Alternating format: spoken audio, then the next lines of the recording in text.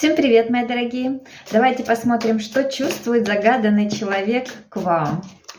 Что чувствует? Боже, как это приятно, это сердце, это реально любовь.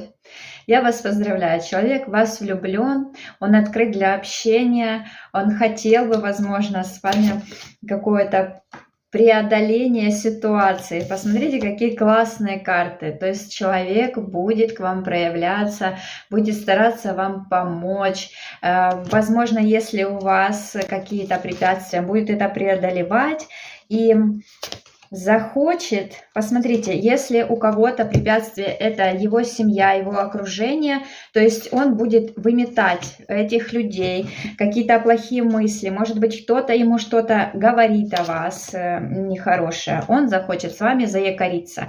То есть человек намерен и чувствует, что вы человек, с которым можно развивать серьезные отношения. Вот так.